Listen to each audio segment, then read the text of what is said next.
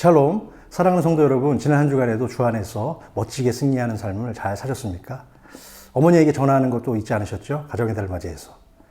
로마가 세계를 지배할 당시에 세계의 어머니를 대표할 수 있는 두 여인이 존재했습니다. 한 여인은 유명한 참회록을 남긴 성 어거스틴의 어머니인 모니카였고요. 다른 한 여인은 네로 황제의 어머니인 아그리피나입니다. 네로 황제의 어머니 아그리피나는 그녀의 남편이었던 클라우디오 황제를 암살시켰고 그녀의 아들인 네로를 급히 왕위에 즉위시켰으나 결국 그녀는 아들 네로에게 살해를 당하게 되는 비참한 운명을 맞은 주인공이 되고 말았습니다.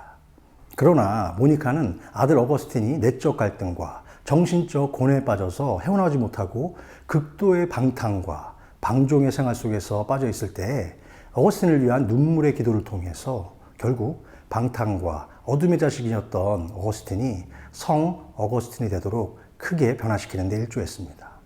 어거스틴은 사도 바울 이후 기독교 교리를 가장 체계적으로 그리고 신학적으로 잘 정리한 최대의 신학자가 되었는데요. 이처럼 세계를 대표할 수 있는 두 종류의 어머니로는 악녀도 있었지만 모니카처럼 지혜롭고 기도했던 어머니도 있었습니다. 위대한 인물의 배후에는 위대한 어머니가 있었으며 위대한 어머니의 배후에는 위대한 신앙의 인물이 있었음을 우리는 알 수 있다는 것이죠.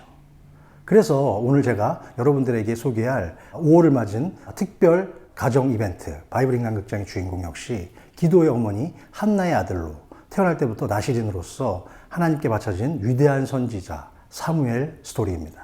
그럼 저와 함께 사무엘을 만나러 가보실까요? 사무엘이라는 이름은 내가 여호와께 그를 구하였다 라는 뜻으로 사무엘의 아버지 엘가나는 에브라임에 거주하였으나 그하 자손으로서 레위인이었는데요. 사무엘은 엘가나의 첫 소생이자 어머니 한나의 눈물 어린 간절한 기도의 응답으로 태어났던 아들입니다. 그의 어머니 한나는 사무엘이 태어나기 이전부터 그를 여호와께 드리기로 소원하였는데요. 사무엘은 어린 나이에 실로에 있는 성소에 가서 엘리 제사장 밑에서 자라면서 성막에서 봉사를 하게 되었는데요. 요즘으로 따지면 교회에서 봉사를 하면서 자란 어린이가 되겠죠. 많은 신학자들은 젖을 떼고 성전에서 자라게 된 사무엘의 나이가 만 3세였을 것으로 추측하고 있습니다. 어린 사무엘은 성전에서 세마포 에봇을 입고 여호와를 섬기게 되었고 어머니 한나는 남편과 함께 매년 한 차례씩 성전에 제사를 드리러 갈 때마다 작은 겉옷을 지어갔다고 성경에는 나오는데요.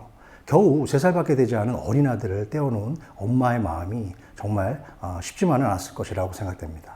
그러나 한나는 하나님께 서원한 약속을 끝까지 지키기 위해서 온전히 사무엘을 하나님께 드렸던 위대한 믿음의 여인이었습니다. 여인이자 또 어머니였겠죠. 사무엘이 성전에서 성장해가는 동안 엘리 제사장의 가문은 몰락의 길을 걷게 되었는데요. 제사장이었던 그의 아들들인 홈니와 비나스는 악행과 성적 타락 등 만행을 일삼게 되었고 하나님은 예언자를 보내어 엘리 제사장의 집안이 망할 것이라고 경고하셨지만 그들은 죄에서 돌이키지 않았습니다. 하나님께서는 이제 엘리의 가문이 아닌 어린 사무엘을 택하셨는데요. 어느 날 밤 하나님께서 직접 사무엘을 찾아오셨죠. 사무엘아, 사무엘아 이렇게 3번이나 부르셨지만 하나님의 음성을 알아듣지 못했던 사무엘은 엘리 제사장의 가르침으로 인해서 마침내 대답을 합니다. 여호와께서 임하여 서서 전과 같이 사무엘아 사무엘아 부르시는지라. 사무엘이 이르되 말씀하옵소서 주의 종이 듣겠나이다 하니. 하나님께서 사무엘에게 주신 첫 번째 사명은 엘리 집안의 몰락에 관한 말씀을 전하는 것이었습니다. 하나님 말씀대로 엘리의 아들들은 블레셋 사람들에게 죽임을 당하게 되었고 그 소식을 들은 엘리 제사장은 너무 큰 충격을 받아서 뒤로 넘어져서 목이 부러져 죽었다고 성경은 기록되어 있습니다. 또한 비나스의 아내이자 엘리의 며느리도 남편과 시아버지가 죽었다는 소식을 듣자 큰 충격을 받았고 해산 후 숨을 거두게 되었다고 성경은 말씀하고 있습니다. 하나님의 괴는 블레셋 사람들에게 빼앗기게 되는 비참한 운명을 맞이하게 된 것이죠. 그러나 어린 사무엘은 하나님과 사람들에게는 더욱 큰 은총을 받았고 그렇게 자라나게 되었습니다. 하나님이 함께 하심으로 그의 말이 하나도 땅에 떨어지지 않게 하셔서 온 이스라엘 백성은 사무엘이 하나님께서 세우신 선지자임을 인정할 수밖에 없게 되었죠. 사무엘이 자라매 여호와께서 그와 함께 계셔서 그의 말이 하나도 땅에 떨어지지 않게 하시니 단에서부터 브엘세바까지의 온 이스라엘이 사무엘은 여호와의 선지자로 세우심을 입은 줄 알았더라. 사무엘이 이스라엘 역사에 전면적으로 나서게 된 것은 블레셋과의 전투 이후였는데요. 당시 블레셋은 그 세력이 너무나 강성해지고 있었던 때였기 때문에 이스라엘은 블레셋의 직접적인 간섭을 받고 있었죠. 바로 그때 사무엘은 이스라엘 백성들에게 율법을 가르치며 우상 숭배를 타파하고 하나님만을 섬기도록 촉구하는 한편 미스바 금식기도 대성회를 열어서 그들의 죄를 회개하고 금식하며 하나님의 은혜가 다시금 임하기를 간절히 기도하였습니다. 이스라엘의 많은 백성들이 미스바에 모였다 함을 듣고 블레셋 군대는 그들을 치러 올라왔죠. 바로 그때 사무엘은 이스라엘을 위해서 기도했죠. 그러자 하나님께서는 우레를 통해서 블레셋 군대를 대패하게 만드셨습니다. 이스라엘은 이로 말미암아 대승을 거두게 되었고 사무엘은 미스바와 센 사이에 에벤에셀, 도움의 돌이라는 돌 기념비를 세우게 되었죠. 사무엘이 돌을 취하여 미스바와 센 사이에 세워 이르되 여호와께서 여기까지 우리를 도우셨다 하고 그 이름을 에벤에셀이라 하니라.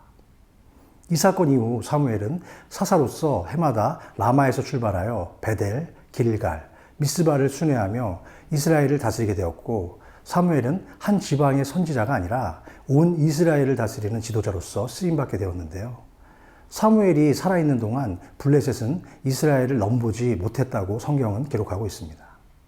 그는 이스라엘의 마지막 사사이자 사울과 다윗에게 기름을 부어 왕으로 삼은 선지자로서 왕정시대를 여는데 크게 쓰임을 받은 인물이었죠. 또한 사무엘은 어려서부터 경험한 하나님의 음성을 듣는 예언자적 능력과 미스바 금식기도 집회의 성공적인 개최, 또한 온 지방을 순회하며 이스라엘을 다스리던 사사로서 국가적 리더십을 토대로 사울을 이스라엘의 첫 번째 왕으로 세울 수 있었죠. 그러나 사울의 지도력이 실패하자 사무엘은 하나님의 지시를 따라서 유다 베들레헴까지 내려갔죠. 그곳에서 목동 다윗을 이스라엘의 제2 번째 왕으로 등극시키는 킹메이커가 됨으로써 하나님과 백성을 잇는 연결고리로서 옛것과 새것의 중재자로 거친 삼손의 시대와 솔로몬의 화려한 평안의 시대를 잇는 멋진 중재자로 잘 쓰임을 받았습니다. 또한 그 어머니의 그 아들이라는 그 옛말처럼 기도의 어머니 한나를 본받아서 나라를 위해서 기도하기를 쉬는 죄를 범치 않았던 진정한 기도의 사람이 바로 사무엘이었죠. 나는 너희를 위하여 기도하기를 쉬는 죄를 여호와 앞에 결단코 범하지 아니하고 선하고 의로운 길을 너희에게 가르칠 것인즉. 사무엘은 영적으로 어둡고 침울했던 시대에 종지부를 찍고 새로운 부흥의 시대를 열었던 사람이었는데요. 사무엘은 선지자로서 하나님의 말씀을 선포했고요. 제사장으로서는 중보기도를 열심히 했죠. 또한 사사로서도 이스라엘을 너무나 잘 다스렸던 인물입니다. 사무엘은 선지자와 제사장, 또한 사사라는 삼중직을 완벽하게 수행해내었던 이스라엘의 위대한 지도자였습니다. 사랑하는 성도 여러분, 사무엘은 태어나기 전부터 나시린으로서 거룩하게 구별되어서 평생 동안 하나님께만 쓰임을 받았던 인물이었는데요. 그는 영적으로 타락한 그 시대에 오직 하나님의 말씀과 기도로 영적 대각성과 부흥운동을 일으켰던 인물입니다. 그러나 사무엘의 장남 요엘과 차남 아비야는 아버지 사무엘의 행위를 따르지 아니하고 자신의 이익을 따라서 뇌물을 취하고 판결을 공의롭게 하지 않았던 그런 실수를 저질렀죠. 결국 백성들이 사무엘에게 직접 왕정제도를 수정할 것을 요구하게 되었고 이스라엘의 국가제도에도 큰 변화가 생긴 계기가 되었습니다. 비록 사무엘이 위대한 영적 지도자로서 온 이스라엘의 존경을 받기는 했지만 사무엘은 결국 자신의 자녀 교육에는 실패하고 말았던 것입니다. 사무엘의 삶을 통해서 저는 여러분들에게 변함없이 한 가지 영적 질문과 도전을 드리고 싶습니다. 나는 현재 나의 가정과 교회와 국가를 위해서 기도하기를 쉬는 죄를 범하고 있지는 않은가? 사무엘은 국가를 위해 그리고 백성을 위해 기도하기를 쉬는 죄를 한 번도 범하지 않았다고 했는데요. 그는 선지자로서도 또한 제사장으로서 마지막으로 사사로서도 하나님의 사명을 완벽하게 감당하기 위해서 그의 모든 삶을 하나님께만 헌신하였습니다. 그러나 그는 너무나 바빴던 나머지 자기 자녀들에게는 신앙교육을 제대로 시키지 못했던 그런 실수도 하지 않았나 하는 생각도 해보게 됩니다. 그 무엇보다도 우리들은 자녀들에게 물려줄 가장 큰 유산이 무엇일까요? 그것은 바로 믿음의 유산인 줄로 믿습니다. 신앙의 유산과 신앙의 대를 이어가는 것이야말로 가장 위대한 축복이기에 부모로서 우리가 해야 할 가장 큰 사명은 우리 자녀를 위해서 항상 기도하는 것임을 한순간도 잊지 마시기 바랍니다. 예수님께서도 자기를 위해 우는 사람들을 향하여 나를 위하여 울지 말고 너희와 너희 자녀를 위해서 울라 라는 말씀을 하셨는데요. 타락한 이 세상에서 우리의 자녀들을 지키는 길은 오직 하나님의 말씀으로 자녀들을 양육하고 그들을 위해서 날마다 기도하는 것밖에 없음을 믿으셔야 합니다. 그래서 교회에 나오셔야 되고요. 교회에서 함께 목사님의 지도를 받으며 뜨겁게 부르짖으며 기도해야 할 줄로 믿습니다.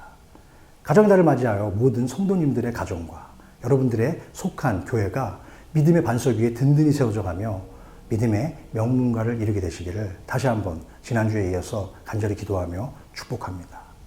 그럼 다음 시간에는 바이블 인간극장 제16화 다윗 편으로 여러분 곁에 다시 반가운 얼굴로 찾아뵙겠습니다. 그때까지 주 안에서 건강하시고 평안하시고 하루하루 은혜가 넘치는 삶 되시기를 주님의 이름으로 부탁합니다. 샬롬!